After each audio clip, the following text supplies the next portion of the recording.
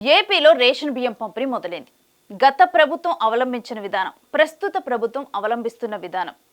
చంద్రబాబు నాయుడు అంటేనే విజన్ అంటారు. ఆయన్ని విజన్ను క్వశ్చన్ చేయటం. మరోవైపు వాలంటీర్ వ్యవస్థ, సచివాలయం వ్యవస్థ, వీటన్నిటి గురించి కూడా మాట్లాడుతూ జగన్, మాజీ ముఖ్యమంత్రి వైఎస్ జగన్ ఒక ట్వీట్ చేశారు.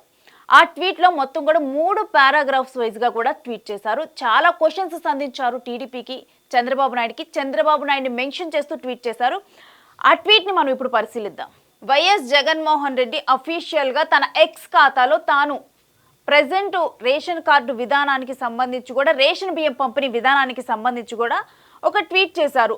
టీడీపీకి పలు క్వశ్చన్స్ స్పందిస్తూ @NCBN చంద్రబాబు నాయుడుని మెన్షన్ చేస్తూ ఈ క్వశ్చన్స్ అన్ని కూడా వైఎస్ జగన్ అడిగారు.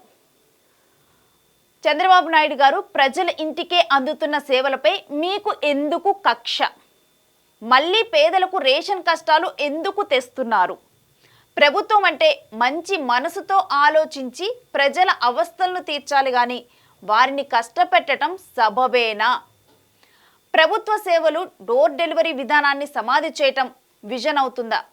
చెప్పాను కదా, చంద్రబాబు నాయుడు అంటేనే విజన్ అంటూ ఉంటారు. సో జనరల్గా ఆయన విజన్ కూడా చాలా క్లియర్గా ఉంటుంది అంటారు. కాకపోతే ఇక్కడ చూడండి, ప్రభుత్వ సేవల డోర్ డెలివరీ విధానాన్ని సమాధి చేయటం విజన్ అవుతుందా అని చెప్పి ఆయన విజన్ని క్వశ్చన్ చేశారు.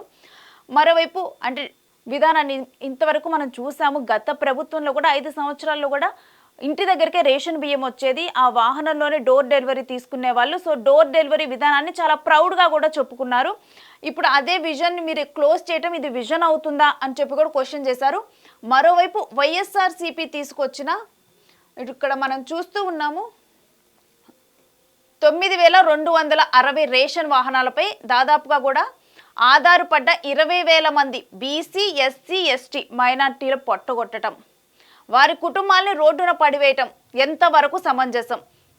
సో మొత్తం కూడా అప్పటి ప్రభుత్వం కూడా 9,260 రేషన్ వాహనాల్ని ఇప్పుడు అన్ని ప్లేసెస్లో కూడా మొత్తం కలిపి కూడా 9,260, వాటన్నిటికీ కూడా దీని మీద కూడా 20,000 కుటుంబాలు, 20,000 మంది బీసీ, ఎస్సీ, ఎస్టీ మైనార్టీలు ఉన్నారు.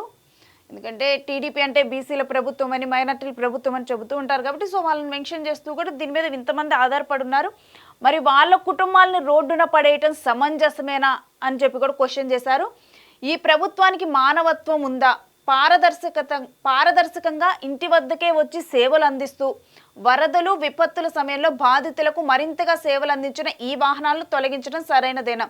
ఈవెన్ వరదల టైంలో కూడా, ఆ టైంలో కూడా అప్పుడు డోర్ డెలివరీ విధానం ద్వారానే సప్లై చేయడం జరిగింది. వీళ్ళే అప్పుడు హెల్ప్ అందించారు. మరి ఇప్పుడు ఆ విధానాన్నే మీరు క్లోజ్ చేశారు, అది సమంజసమేనా అని చెప్పి కూడా ప్రజెంట్ క్వశ్చన్ చేశారు. పైగా ఈ సేవలు అందించిన వారిని ఉద్దేశిస్తూ కూడా వారి స్మగ్లర్లుగాను, ఇది మనం ఒకసారి క్లియర్గా చూడాలి. ఈ సేవలు అందించిన వాళ్ళని మెన్షన్ చేస్తూ కూడా స్మగ్లర్లుగా, మాఫియా ముఠా సభ్యులుగా చిత్రీకరించటం, నిన్న మీరు చేసిన వ్యాఖ్యలు సబబుగా లేవు. సో నిన్న చంద్రబాబు నాయుడు మాట్లాడుతూ కూడా గత ప్రభుత్వంలో అంటే రేషన్ బియ్యాన్ని మిగిల్చుకునే వాళ్ళు మాఫియాలాగా రేషన్ బియ్యం విషయంలో మాత్రం ప్రవర్తించారు అని చెప్పి కూడా చంద్రబాబు నాయుడు కొన్ని వ్యాఖ్యలను చేశారు. సో దాన్ని ఆపాదిస్తూ కూడా సో సేవలు అందించిన వారిని మీరు స్మగ్లర్లు ఇలా అనటం సమంజసమేనా అంటూ కూడా మెన్షన్ చేశారు. సో ఫస్ట్ పారాగ్రాఫ్లో ఉంది ఈ అంశాలు అనమాట. సో ఇప్పుడు మనం సెకండ్ పాయింట్లో మెన్షన్ చేసింది చూద్దాం. సో ఇక్కడ చూస్తున్నాం, వైఎస్ఆర్సీపీ ప్రభుత్వం రాకముందు ప్రతి నెల ఆహార భద్రత కింద పేదవాడికి హక్కుగా అందాల్సిన రేషన్ సహా ఎన్నో ప్రభుత్వ సేవల కోసం పడ్డ తిప్పలు అన్నీ ఇన్ని కావు. ఎండనక వాననక క్యూలైన్లలో రేషన్ షాపుల ముందు పడిగాపులు పడేవారు. సరైన తూకంలో నాణ్యతతో సరుకులు అందుకున్న సందర్భం అయితే లేదు. ఈ కష్టాలు పడలేక కొంతమంది రేషన్ సరుకులు తీసుకోవటం కూడా మానేశారు. దీనిపై నా పాదయాత్రలో ప్రజలు నా వద్దకు వచ్చి తమ గోడును వెళ్ళబోసుకున్నారు. మా ప్రభుత్వం వచ్చిన వెంటనే పాలనా సంస్కరణలో రేషన్ అందించే డోర్ డెలివరీని ప్రారంభించింది. బియ్యం క్వాలిటీని పెంచి మధ్యస్థ సన్న బియ్యాన్ని, ప్రజలు తినగలిగే నాణ్యమైన సార్టెడ్ చేసిన బియ్యాన్ని ప్యాక్ చేసి రేషన్ వాహనాల ద్వారా ప్రతి ఇంటింటికి అత్యంత పారదర్శకంగా అందించి దోపిడీని అడ్డుకట్ట వేసింది. చంద్రబాబు నాయుడు గారిని అడుగుతున్నాను, రేషన్ డోర్ డెలివరీని రద్దు చేయటం పేదలను దోపిడీ చేయటానికి మళ్ళీ ద్వారాలు తెరిచినట్టు కాదా? దేశం కొనియాడిన ఈ విధానాన్ని రద్దు చేసి ఏం సాధిస్తారు? సో మన సెకండ్ పారాగ్రాఫ్లో ఉన్నదైతే మనం ఏం మెన్షన్ చేశారనేది చూసాము. అయితే సార్టెడ్ బియ్యం ఇవన్నీ సార్టెడ్ బియ్యం అంటే ఏంటంటే ఇప్పుడు అదొక ఆప్టికల్ సార్టెడ్ మిషన్ ఉంటుంది. దాంట్లో ఆ బియ్యాన్ని పంపిస్తే దాంట్లో ఉన్న ఏయైనా రాళ్ళు ఇవన్నీ పక్కకెళ్ళిపోతాయి. క్వాలిటీ తక్కువ బియ్యం గానీ, లేకపోతే బియ్యం విరిగిపోయిన బియ్యం ఉంటుంది కదా! అవన్నీ కూడా పక్కకెళ్తాయి. అంటే క్వాలిటీ రైస్‌ని సార్టెడ్ విధానం ద్వారా మేము క్వాలిటీ రైస్‌ని ఇచ్చేవాళ్ళం అని చెప్పి జగన్ చెప్పడం జరిగింది. అయితే ప్రెజెంట్ ఇంటి వద్దకే వచ్చి డోర్ డెలివరీ ఇచ్చేవాళ్ళు ఇప్పుడు మళ్ళీ కూడా రేషన్ దగ్గరికెళ్ళి క్యూ కట్టాల్సొస్తుంది రేషన్ షాపుల దగ్గరికి. ఎందుకంటే డోర్ డెలివరీ విధానాన్ని మేము తెచ్చిందే ఒకప్పుడు నేను పాదయాత్ర అంటే వైఎస్ఆర్సీపీ అధికారంలోకి రాకముందర జగన్ పాదయాత్ర చేసినప్పుడు అప్పుడు జనంతో మమేకమైనప్పుడు కూడా వాళ్ళ ప్రాబ్లమ్స్ చెప్పినప్పుడు రేషన్ బియ్యం విధానం గురించి ఎందుకంటే ఊర్లలో కూల పనులకు వెళ్ళేవాళ్ళు వీటన్నిటికి వెళ్ళేవాళ్ళు ఉంటారు. అలాంటప్పుడు రేషన్ బియ్యం ఇచ్చినప్పుడు మేము ఆ టైంలో అక్కడికి వెళ్ళలేకపోవటం, అది కూడా కొన్ని టైంలోనే తీసి ఉండటము, వీటన్నిటి వల్ల కూడా రేషన్ బియ్యం మిస్ అవ్వటం ఇదంతా కూడా జరుగుతుంది. లేకపోతే కూలి పనులు మానేసుకొని మరి ఆ రేషన్ బియ్యం తీసుకోవాల్సి వస్తుందని చెప్పినప్పుడు ఆలోచించి డోర్ డెలివరీ విధానాన్ని పెట్టాము అని చెప్పి జగన్ చెప్తున్నారనమాట. ఇప్పుడు ఆ విధానాన్ని తీసివేయటం ద్వారా మరలా రేషన్ షాపుల దగ్గరికి వెళ్ళి అదే ఎండల్లో వానల్లో వెళ్ళి అక్కడ క్యూలో నుంచుంటే ఏంటి ఇప్పుడు ఇదేనా విజను అని చెప్పి కూడా క్వశ్చన్ చేస్తున్నట్లుగా కూడా ఇప్పుడు ఇది అంటే ఒక పారదర్శకంగా కూడా ఆ విధానం అనేది రన్ అయింది డోర్ డెలివరీ విధానం. ఇప్పుడు ఆ పారదర్శకత మొత్తం కూడా పోతుంది కాదా, అంటే మళ్ళీ దోచుకునే విధానానికి ఇది స్టార్ట్ చేసినట్లా అని చెప్పి కూడా క్వశ్చన్ చేశారు. అయితే ఈ విధానం ఏదైతే డోర్ డెలివరీ విధానం ఉందో అది దేశం మొత్తం కూడా కొనియాడారు. అలాంటి విధానాన్ని మీరు ఆపారు అని చెప్పి క్వశ్చన్ చేశారు.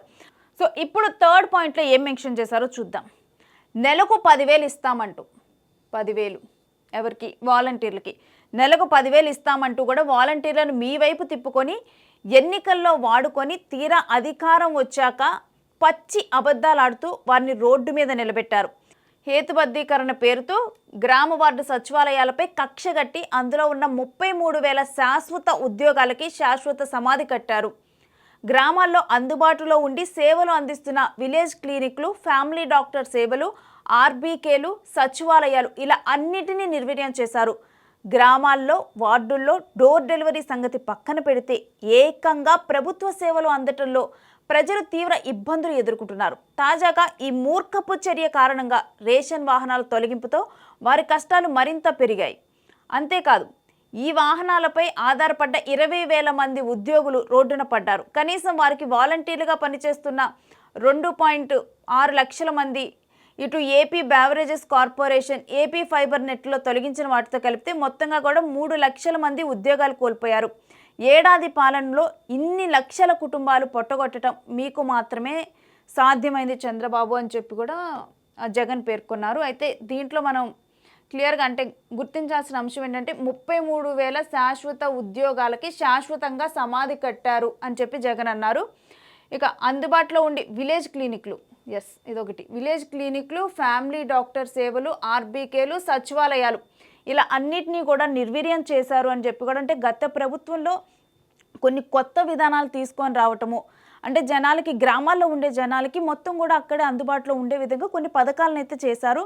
ఆ పథకాలను ఇప్పుడు నిర్వీర్యం చేశారు అని చెప్పి కూడా ప్రజెంట్ అయితే మనం గత ప్రభుత్వంలోనే చూసాము. సచివాలయ వ్యవస్థ కానీ వీటన్నిటి మీద కూడా కొన్ని అటు ఇటుగా కూడా కొంతమంది మాట్లాడటం ఇదంతా కూడా జరిగింది. అయితే ఇప్పుడు ఈ ప్రభుత్వం వచ్చిన తర్వాత ఆ వ్యవస్థల మీద, వాలంటీర్ వ్యవస్థ మీద కానీ సచివాలయ వ్యవస్థ మీద ముఖ్యంగా మనం ఇంకోటి చూడాల్సిన అంశం ఏంటంటే, సో 10,000 ఉద్యోగాలు 10,000 ఇస్తామంటే కూడా వాలంటీర్లు, అంటే గత ప్రభుత్వంలో వాలంటీర్ వ్యవస్థ ఏ విధంగా పనిచేస్తుందో మనం చూసాము. అప్పుడు వాలంటీర్ వ్యవస్థను వ్యక్తిగతంగా వాడుకోవటానికి, ప్రచారానికి వాడుకోవటానికి చేస్తున్నారు అని చెప్పి కూడా అప్పుడు టీడీపీ ప్రభుత్వం అది ఇటు వైఎస్ఆర్సీపీ అధికారంలో ఉన్నప్పుడు అనటం జరిగింది. అయితే వారికి హామీలు ఇచ్చేటప్పుడు మీకు కనుక జాబులు పోతాయనే బాధ అవసరం లేదు, నెక్స్ట్ ప్రభుత్వంలో 10,000 ఇస్తామని చెప్పి కూడా చెప్పడం జరిగింది. ఎలక్షన్ల హామీలు అప్పుడు చెప్పడం జరిగింది. సో దాన్ని మెన్షన్ చేస్తూ అప్పుడు 10,000 ఇస్తామంటూ కూడా వాలంటీర్లు మీ వైపు తిప్పుకున్నారు, ఎన్నికల్లో వాడుకున్నారు. తీరా అధికారంలోకి వచ్చాక పచ్చి అబద్ధాలు ఆడుతూ కూడా వాళ్ళని రోడ్డు మీద వదిలేశారని చెప్పి కూడా రోడ్డు మీద నిలబెట్టారు. మరోవైపు ఇటు సచివాలయ వ్యవస్థ వీటన్నిటిని కూడా కక్ష కట్టారు అని చెప్పి కూడా మెన్షన్ చేశారు. 33,000 శాశ్వత ఉద్యోగాల్ని శాశ్వతంగా సమాధి కట్టారు కక్ష కట్టి అని చెప్పి కూడా.